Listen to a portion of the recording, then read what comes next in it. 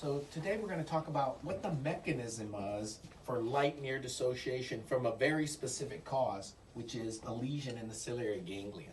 So if you have a lesion, any lesion in the ciliary ganglion, and you remember the whole pathway again, where we have the afferent limb, we have the pretectal nuclei to the dorsal midbrain, and we have the Edinger-Westphal nucleus to the ganglion, which is the ciliary ganglion, to the postganglionic nerve.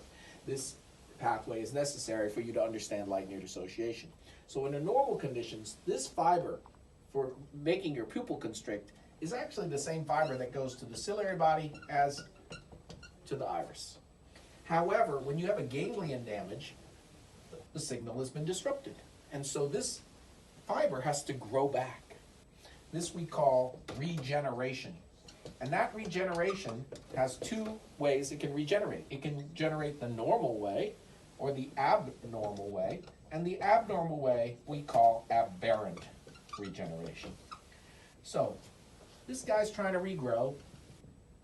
And normally you have 30 times the number of fibers going to the ciliary body, because that ciliary body is a way bigger muscle than the iris, because you have to pull on the zonules and change the shape of the lens. So under normal conditions, 30 times the number of fibers. But when you have regeneration that's aberrant, some of the fibers that were supposed to go to the ciliary body, they got lost, and now they go to the iris. This we call aberrant regeneration. So now you're firing the light pathway.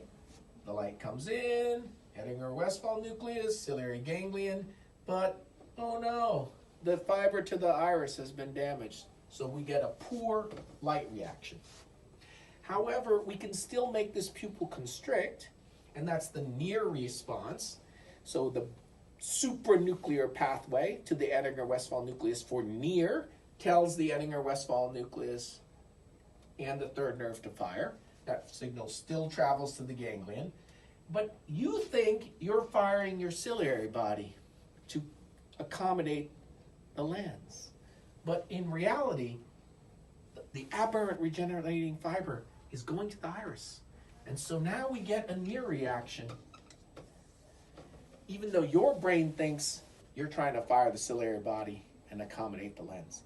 That light near dissociation occurred because after the ganglion, the fibers got reversed.